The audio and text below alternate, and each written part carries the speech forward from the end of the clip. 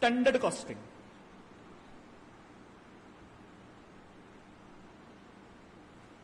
आज की क्लास में कोशिश करेंगे स्टैंडर्ड कॉस्टिंग के सारे कॉन्सेप्ट्स हमारे रिवाइज हो जाएं।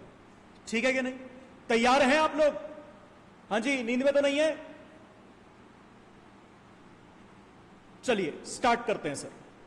तो सबसे पहले सर स्टैंडर्ड कॉस्टिंग, स्टार्टिंग से शुरू कर रहा हूं सर, सारे कॉन्सेप्ट्स रिवाइज करेंगे। स्टैंडर्ड कॉस्टिंग में सबसे पहले हमने बात करी थी सर, एक होता है बजट जो बनता है ईयर के स्टार्टिंग में, और एक होता है एक्चुअल डेटा जो कि आपको पता चलता है ईयर के एंड पे। अब कॉस्टिंग में आप जो भी काम करते हो वो करते हो सर आप ईयर के स्टार्टिंग में, इसलिए कॉस्टिंग में जो भी काम होता है वो एक तरह आपका एस्टिमेटेड और बजटेड काम होता है। अब सर बट ऑब्वियस ही बात है, जो आपने ईयर के स्टार्टिंग में सोचा होगा और जो ईयर के एंड में एक्चुअली में हो गया उसमें फर्क तो होगा ही होगा। कहने का मतलब है बजट और एक्चुअल को अब करना है कंपेयर। ये कंपैरिजन करके आपको रिस्पॉन्सिबिलिटीज फिक्स करनी है कि कोई खर्चा अगर बजटेड के अकॉर्डिंग एक्चुअल में बढ़ा है तो किसकी वजह से बढ़ा है, घटा है तो किसकी वजह से घटा है, बढ़ा है तो उसको सजा दीजिए, घटा है तो उसको बोनस दीजिए, इंसेंटिव दीजिए, ताकि वो और मोटिवेट हो अगली बारी और खर्चा बचाने के लिए। अब सर जब कंपेयर करने की बात आती है तो ये आता है, आप बजट के साथ अगर कंपेयर करोगे ना तो बजट में है कुछ दिक्कतें। क्या दिक्कतें हैं सर? जो बजट बनता है, अभी आपका थ्योरेटिकल क्वेश्चन भी यहां पे आ सकता है पेपर में, जो बजट का डेटा होता है ना सर, वो सिर्फ और सिर्फ आपका पास्ट डेटा पे डिपेंडेंट होता है। एक तो ये बजट आपका पास्ट डेटा पे डिपेंडेंट होता है, इसमें करंट सिचुएशंस का कोई इंपैक्ट एडजस्टेड नहीं होता, सिर्फ और सिर्फ पास्ट डेटा को बेसिस पे हम बेस बना देते हैं। अब सर दिक्कत समझ लो फटाफट से क्या है। मान लीजिए ईयर 2019-20 ये मेरा लास्ट ईयर मैंने 1 लाख यूनिट्स का रॉ मटेरियल खरीदा 10 रुपए पर यूनिट के हिसाब से, और रॉ मटेरियल पे मेरा 10 लाख रुपए का खर्चा आया, और 1 लाख यूनिट से मैंने मान लो पिछले साल 1 लाख यूनिट्स का ही एग्जाम्पल के लिए फिनिश गुड्स बना दिया। मतलब इनपुट आउटपुट रेशो पिछले साल 1:1 रही। अब मैंने यही टारगेट दे दिया, बजट बना के दे दिया कि सर यही आपका बजट है, यही आपको अचीव करना है करंट ईयर में 2020-21 में करंट ईयर। अब सर करंट ईयर में मेरे एम्प्लॉइज ने 1 लाख यूनिट्स ही रॉ मटेरियल की कंज्यूम करी, लेकिन 11 रुपए के हिसाब से ये यूनिट्स खरीदी और 11 लाख का खर्चा आ गया। और सर इनपुट आउटपुट रेशो भी 1:1 रखी और 1 लाख यूनिट्स का ही फिनिश गुड्स बना दिया। लेकिन दिक्कत यह है, मैं अब उनको क्या बोलूंगा, भाई साहब पिछले साल तुमने 1 लाख यूनिट्स का फिनिश गुड्स बनाया था 10 लाख के मटेरियल के टोटल खर्चे में, इस साल भी तुमने 1 लाख यूनिट्स का फिनिश गुड्स बनाया लेकिन 11 लाख के टोटल खर्चे में। तुमने गलत काम किया है, तुमने कुछ ना कुछ वेस्टेज करी है। तो मेरी कंपनी के एम्प्लॉइज मेरे को क्या बोलेंगे, सर फिर खुद से करके दिखा दो ना ये काम। वो ऐसा क्यों बोल पा रहे हैं? क्योंकि वो मुझे सिंपल सी एक बात बोलेंगे, सर पिछले साल 10 रुपए का पर यूनिट के हिसाब से मटेरियल आ रहा था, इस साल 11 रुपए के हिसाब से मटेरियल आ रहा है। मैं बोलूंगा तुमने महंगा खरीदा है, वो कहेंगे फिर आप सस्ता खरीद के दिखा दो। एक काम करो, पिछले साल के रेट पे आप खरीद के दिखा दो। मैं खरीद के दिखा नहीं पाऊंगा। क्यों नहीं दिखा पाऊंगा मैं पिछले साल के रेट पे?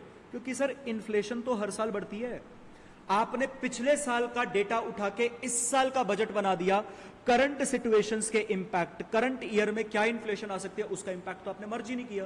कहने का मतलब है सर ऐसा बजट बना के उसको एक्चुअल से कंपेयर करना कोई फायदेमंद बात रही नहीं। तो मैंने क्या कहा, सर फिर मैं एक काम करता हूं, अब ना मैं इनको बजट ही क्या बना के दूंगा कि तुमको 1 लाख यूनिट्स का रॉ मटेरियल कंज्यूम करना है और 11 रुपए के हिसाब से खरीदना है। पिछले साल 10 रुपए के हिसाब से खरीदा था, अब 11 रुपए के हिसाब से खरीदना है।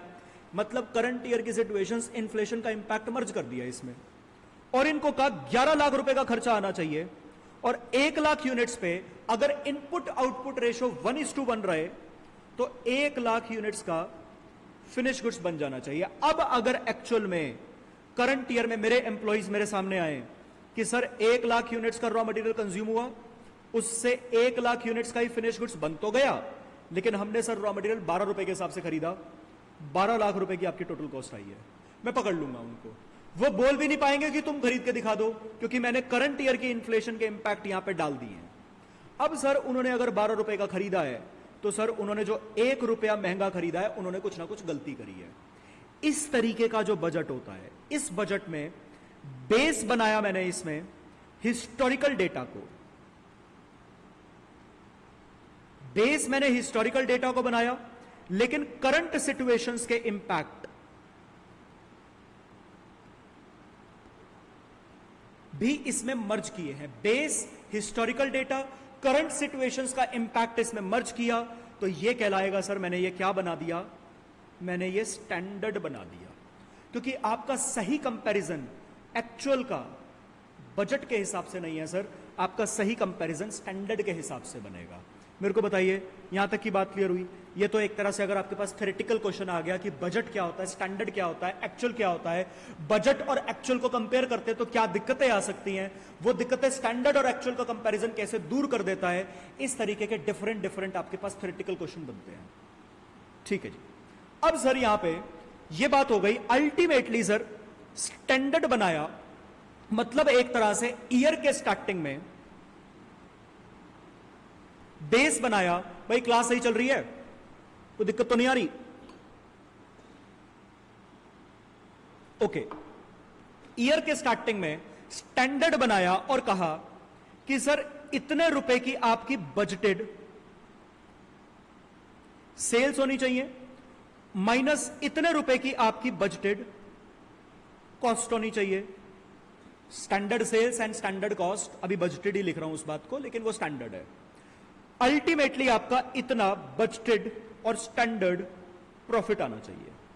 लेकिन सर एक्चुअली में ईयर के एंड पर आकर पता चला कि आपने एक्चुअल इतनी सेल्स करी है, माइनस एक्चुअल में इतनी आपकी कॉस्ट आई है, इस वजह से एक्चुअल में इतना आपका प्रॉफिट आया है। तो अल्टीमेटली मेरे को इस कंपैरिजन से सर जानना क्या होता है कि मेरे बजटेड प्रॉफिट और मेरे एक्चुअल प्रॉफिट में डिफरेंस जो आया है वो कितना आया और क्यों आया है। तो सर बजटेड प्रॉफिट और एक्चुअल प्रॉफिट में डिफरेंस आने के दो ही रीजन हो सकते हैं। मैं यहां पे मान के चलता हूं कि सर आपने बजटेड प्रॉफिट सोचा था 1 लाख रुपए का आएगा और एक्चुअली में 80,000 आ गया। सर एक्चुअली में ज्यादा भी आ सकता है, मैं कम के हिसाब से बात कर रहा हूं। आपका एक्चुअल प्रॉफिट 20,000 से कम आया है। अब रीजन ढूंढना है सर ये 20,000 से एक्चुअल प्रॉफिट कम क्यों आया। तो सर इसके दो ही रीजन हो सकते हैं, या तो आपने एक्चुअल सेल्स कम करी है, या आपकी एक्चुअल कॉस्ट ज्यादा आई है। खर्चा बढ़ने से भी सर प्रॉफिट कम हो जाता है, सेल्स घटने से भी प्रॉफिट कम हो जाता है, या फिर सर थोड़ा थोड़ा दोनों हो गया है। यह भी आपका एक थ्योरेटिकल क्वेश्चन बनता है और आपका कॉन्सेप्ट भी है कि बजटेड और एक्चुअल प्रॉफिट में जो डिफरेंस आता है सर वो क्यों आता है। एक्चुअल सेल के घटने से, एक्चुअल कॉस्ट के बढ़ने से, और थोड़ा थोड़ा दोनों में ये चेंजेस आने से। अल्टीमेटली सर इसी बेसिस पे आपका ये पूरा चैप्टर दो पार्ट्स में डिवाइड हो जाता है कि सर जो मेरा प्रॉफिट में वेरिएंस आया है, वेरिएंस का मतलब जो प्रॉफिट में 20,000 का डिफरेंस आया है स्टैंडर्ड और एक्चुअल, वो किस वजह से आया। या तो सर वो कॉस्ट की वजह से आया, तो यहां पे कॉस्ट के वेरिएंस मतलब प्रॉफिट में 20,000 का जो डिफरेंस आया वो डिफरेंस कॉस्ट की वजह से कितना आया, या फिर सर सेल्स वेरिएंस, जो प्रॉफिट में 20,000 का डिफरेंस आया है वो सेल्स की वजह से कितना आया। अब सर जब ये बात होती है कि कॉस्ट का वेरिएंस कितना है, कॉस्ट की वजह से डिफरेंस कितना आया है, तो सर कॉस्ट के 3 एलिमेंट्स होते हैं, आपने अभी पिछले चैप्टर में रिवाइज किया है, मटेरियल, लेबर, ओवरहेड्स। यहीं से सर कॉन्सेप्ट आ जाता है material variances, labour variances, overhead variances, और ये सारे मिलाकर आपके क्या बनते हैं, कॉस्ट वेरिएंस। मतलब आप एक तरह से फ्लो चेक कर पाए अगर कि प्रॉफिट में जो डिफरेंस आया है उसमें से कॉस्ट कितने के लिए जिम्मेदार है, और कॉस्ट जितने के लिए जिम्मेदार है उसमें से मटेरियल की कॉस्ट कितने के लिए, लेबर की कॉस्ट कितने के लिए, और ओवरहेड की कॉस्ट कितने के लिए जिम्मेदार है।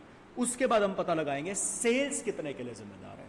यहां से सर हमारा चैप्टर शुरू हो जाता है। तो सबसे पहले आपके पास इस चैप्टर में कॉन्सेप्ट आता है material cost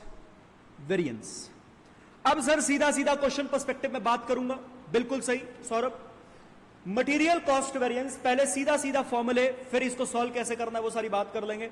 sir material cost variance की अगर बात करें, मटेरियल कॉस्ट वेरिएंस फर्दर दो पार्ट्स में डिवाइड हो जाता है, material usage variance, material price variance. बड़ी सिंपल सी बात सर, सिंपल सा एग्जांपल, आपको कहा था 100 यूनिट्स लगनी चाहिए, 10 रुपए के हिसाब से आपका 1000 रुपए का खर्चा आना चाहिए, आपने 120 यूनिट्स लगा दी, 12 रुपए के हिसाब से खरीदी, यहां पे जो भी आपका ये खर्चा आएगा 1440। तो सर आपकी actual material cost standard material cost से 440 से ज्यादा है, खर्चा ज्यादा होगा, प्रॉफिट कम आएगा। तो खर्चे का ज्यादा होना इज नेगेटिव, तो इसको रिप्रेजेंट किया जाता है ए से, दिस इज एडवर्स वेरिएंस। ये आपका मटेरियल कॉस्ट वेरिएंस बना, formula 1440 standard cost minus 1440 standard cost का आपको टारगेट दिया था 1000 रुपए की कॉस्ट आनी चाहिए, माइनस एक्चुअल कॉस्ट आपकी 1440 आई है, इज इक्वल टू आपके पास मटेरियल कॉस्ट वेरिएंस जो कि यहां पे 440 नेगेटिव आया है। अब सर यहां पे बड़ी सिंपल सी बात है, पहले यूसेज वेरिएंस, यूसेज वेरिएंस के लिए कौन रिस्पॉन्सिबल होता है? Sir production manager. आप प्रोडक्शन मैनेजर के पास गए, आपने प्रोडक्शन मैनेजर को कहा भाई साहब 100 यूनिट्स कंज्यूम करनी थी, तुमने 120 यूनिट्स कंज्यूम कर दी, तुमने 20 यूनिट्स ज्यादा कंज्यूम कर रही हैं, तुम उसके लिए रिस्पॉन्सिबल हो। स्टैंडर्ड क्वांटिटी मतलब सीधा सीधा फॉर्मूला टर्म्स में बात करूं, आपको सर स्टैंडर्ड क्वांटिटी यूज करनी थी, माइनस आपने एक्चुअल क्वांटिटी कंज्यूम करी, मल्टीप्लाई बाय रेट के लिए सर आप रिस्पॉन्सिबल नहीं हो, स्टैंडर्ड रेट। फिर हम गए मटेरियल प्राइस वेरिएंस, उसके लिए रिस्पॉन्सिबल कौन है? Purchase manager. परचेज मैनेजर को जाके हमने बोला भाई साहब तुमको कहा था 10 रुपए के हिसाब से मटेरियल खरीदना है, तुमने 12 रुपए के हिसाब से मटेरियल खरीदा, तुमको कहा था 10 रुपए के हिसाब से मटेरियल खरीदना है, स्टैंडर्ड रेट माइनस तुमने 12 रुपए के हिसाब से मटेरियल खरीदा, एक्चुअल रेट या एक्चुअल प्राइस मल्टीप्लाई बाय तुम सभी क्वांटिटी के लिए रिस्पॉन्सिबल हो जो एक्चुअली में खरीदी गई है, that is actual quantity consume. मेरी बात समझ आ गई? आप सभी क्वांटिटी के लिए रिस्पॉन्सिबल हो जो एक्चुअली में कंज्यूम करी गई है। अब सर यहां तक की बात में कुछ बातें, यहां पे कई बारी क्वेश्चन में इस तरीके से डेटा दिया होता है कि आपको, जैसे मैंने यहां पे बोला कि सर 100 यूनिट्स का फिनिश गुड्स बनाने के लिए आपको स्टैंडर्ड दे रखा है, 100 यूनिट्स का रॉ मटेरियल लगना चाहिए, 10 रुपए के हिसाब से खर्चा 1000 रुपए का आना चाहिए, एक्चुअल में 120 यूनिट्स का रॉ मटेरियल लगा, 12 रुपए के हिसाब से खरीदा, 1440। और क्वेश्चन कह दे एक्चुअल क्वांटिटी परचेज्ड, ये तो कंज्यूम्ड है, और आपको क्वेश्चन कह दे actual quantity purchase is equal to 200 units. अब सर कंफ्यूजन आ जाती है कि एक्चुअल क्वांटिटी जहां जहां यूज हुआ है, एक तो यहां पे यूज हुआ है, एक यहां पे यूज हुआ है, सर ये एक्चुअल क्वांटिटी कौन सा आएगा, कंज्यूम्ड वाला या परचेज्ड वाला? देखो जब तक आपको क्वेश्चन ना बोले स्पेसिफिकली, ये हमेशा कंज्यूम्ड आएगा, फॉर द सिंपल रीजन अगर कंफ्यूजन हो जाए पेपर में, सर कॉन्सेप्ट याद कर लेना, आप यहां पे ये जो भी वेरिएंसेस निकाल रहे हो, ये प्रॉफिट में वेरिएंसेस निकालने के लिए निकाल रहे हो, और प्रॉफिट P&L सोच लो सर, P&L में जो प्रॉफिट निकलता है, सेल लिखते हो, opening stock, purchases, closing stock, net basis पे अल्टीमेटली क्या डेबिटेड होता है? Material consumed. तो सर P&L में नेट बेसिस पे मटेरियल कंज्यूम्ड डेबिटेड होता है, जिससे आपका प्रॉफिट निकलता है। तो प्रॉफिट पे इंपैक्ट मटेरियल कंज्यूम्ड पहुंचाता है, ना कि मटेरियल परचेज्ड, और आप प्रॉफिट में ही वेरिएंसेस ढूंढना चाह रहे हो, इसलिए क्वांटिटी कंज्यूम्ड यूज होगा, ना कि परचेज्ड। हां, कई बारी क्वेश्चन कह देता है calculate variances at the point of purchases, अगर यह बात लिख दी है calculate variances at the point of purchases, तो फिर सर आपको यहां पे एक्चुअल क्वांटिटी परचेज्ड कंसीडर करनी पड़ेगी। मेरे को बताइए, इतनी बात क्लियर हो गई? हाँ जी, क्लियर है? अच्छा, इसके बाद sir material usage variance further दो पार्ट्स में डिवाइड होता है। एक आपका निकलता है मटेरियल मिक्स वेरिएंस, एक आपका निकलता है मटेरियल यील्ड वेरिएंस। अच्छा, मटेरियल यील्ड भी बोला जा सकता है, या यील्ड की जगह क्वांटिटी भी लिखा हो सकता है। मटेरियल क्वांटिटी वेरिएंस भी लिखा हो तो यूसेज मत निकाल आना। मटेरियल क्वांटिटी का भी मतलब क्या है, यील्ड पूछा है।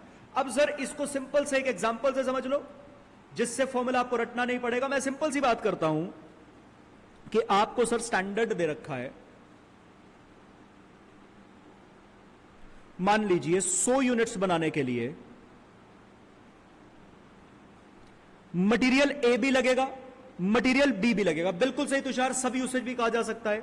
स्टैंडर्ड 100 यूनिट्स बनाने के लिए ए मटेरियल भी लगेगा, बी मटेरियल भी लगेगा, और आपको बोल दिया सर 100 यूनिट्स बनाने के लिए, एग्जांपल के लिए 100 यूनिट्स का रॉ मटेरियल लगेगा ए और 200 यूनिट्स का रॉ मटेरियल लगेगा बी। टोटल आपका रॉ मटेरियल 300 यूनिट्स का लगेगा। इसका रेट कुछ भी हो, लेट से स्टैंडर्ड रेट इसका 10, इसका लेट से 5, ठीक है ना। तो 1000 टोटल खर्चा 2000। और आपको एक्चुअल बता दिया कि सर एक्चुअल में भी हमने 100 यूनिट्स ही बनाई। इस बारे में भी मैं बात करूंगा कि स्टैंडर्ड और एक्चुअल कॉमन होने चाहिए। जितने का एक्चुअल है उतने का स्टैंडर्ड होना चाहिए, तो ही वो कंपेरेबल बन पाएगा। कैसे बनाना है वो सारी बात भी मैं करूंगा। एक्चुअल आपको डेटा दे दिया कि ए और बी लेट से 150 यूनिट्स आपकी ए की लग गई और 180 यूनिट्स आपकी बी की लग गई। प्राइसेस कुछ भी हो सकते हैं, क्योंकि प्राइसेस की मैंने यहां पे बात करनी नहीं है, क्योंकि यहां पे प्राइसेस की बात का कोई काम भी नहीं है। अब सर ये जो मटेरियल मिक्स और मटेरियल यील्ड वेरिएंस मैंने लिखवाया आपको, इसको निकालने के लिए सबसे पहले आपको क्या करना पड़ेगा, revised actual quantity. Revised actual quantity कैसे निकलती है सर, सबसे पहले आप यहां पे टोटल लिखिए। टोटल कितना लिखिए, जो एक्चुअल का टोटल यहां पे आ रहा होगा ना, वही एज इट इज उठा के यहां पे सेम लिख दीजिए। तो एक्चुअल का टोटल यहां पे आपके पास 330 है, यही सेम पहले तो यहां पे लिख दीजिए। तो टोटल लिख दिया एक्चुअल वाला, और इसको बांट दीजिए स्टैंडर्ड की रेशो में। स्टैंडर्ड की रेशो या बजट की रेशो सर एक ही होगी, दैट इज 1:2 में इसको बांट दीजिए। ये आ जाएगा 110 और 220। समझ आ गया। रिवाइज्ड एक्चुअल क्वांटिटी का मतलब क्या है, मैं यहां पे लिख भी देता हूं इसका मतलब। कई बारी एक नंबर में भी एक बारी क्वेश्चन आया हुआ है, actual quantity in standard ratio. यही तो है revised actual quantity, actual quantity in standard ratio. इसका मतलब यह है सर, अगर आप एक्चुअल में 330 यूनिट्स कंज्यूम कर रहे हो, बजट आपको दिया गया था 300 यूनिट्स कंज्यूम करनी है, लेकिन ओवरऑल आपने 330 यूनिट्स का रॉ मटेरियल कंज्यूम कर लिया। लेकिन सर अगर ये 330 भी आप एटलीस्ट बजट में बताई गई रेशो के अकॉर्डिंग करते, जो कि 1:2 थी, तो आप कितना कितना करते वो है। अब सर एक बड़ी सिंपल सी बात है, स्टैंडर्ड और रिवाइज्ड एक्चुअल, स्टैंडर्ड और रिवाइज्ड एक्चुअल, इन दोनों में जो डिफरेंस है वो सर मिक्स का तो डिफरेंस नहीं है।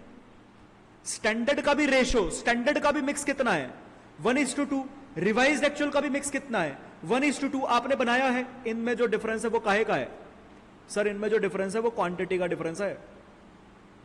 तो एक तरह से फॉर्मूला क्या बना, standard minus revised actual. Standard और रिवाइज्ड एक्चुअल में जो डिफरेंस है वो क्वांटिटी का डिफरेंस है, एंड क्वांटिटी का difference is known as yield का डिफरेंस। तो इसका फॉर्मूला क्या बन जाएगा, standard quantity minus revised actual quantity multiply by quantities में रेट का वेरिएंस नहीं आता है तो स्टैंडर्ड रेट। और दूसरी बात, कंफ्यूज भी हो अगर, अल्टीमेटली आप मटेरियल यूसेज वेरिएंस के ही फर्दर दो पार्ट्स बना रहे हो, तो यूसेज वेरिएंस में अगर स्टैंडर्ड रेट आता है तो यील्ड में भी यहां पे स्टैंडर्ड रेट ही आएगा। स्टैंडर्ड क्वांटिटी और रिवाइज्ड एक्चुअल क्वांटिटी दोनों का मिक्स सेम है, जो भी डिफरेंस है वो क्वांटिटी का डिफरेंस है। ठीक है जी। इसी तरीके से जो इसी एग्जांपल में इन दोनों में डिफरेंस है आपका रिवाइज्ड एक्चुअल क्वांटिटी और एक्चुअल क्वांटिटी। अब सर रिवाइज्ड एक्चुअल क्वांटिटी और एक्चुअल क्वांटिटी, इन दोनों की क्वांटिटी तो सेम है, यहां पे भी 330, यहां पे भी 330, बल्कि वही आपने लिखी है यहां पे।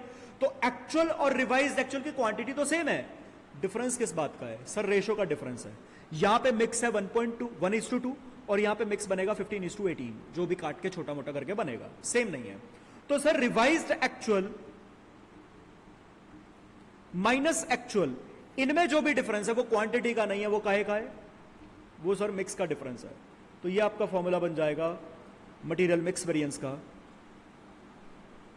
Revised actual minus actual quantity into standard rate, क्योंकि इन दोनों में जो भी डिफरेंस है वो सर मिक्स का डिफरेंस है, क्वांटिटी तो सेम है दोनों की।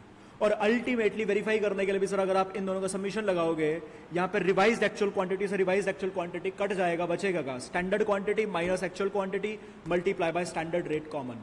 और यही आपका फॉर्मूला था मटेरियल यूसेज वेरिएंस का, standard quantity minus actual quantity into standard rate. मेरे को बताइए मटेरियल वेरिएंस आपका खत्म हो चुका है, समझ आया। And by the way material cost variance is equal to material price variance plus material usage variance, उसी के ब्रैकेट्स में मैंने लिखा है।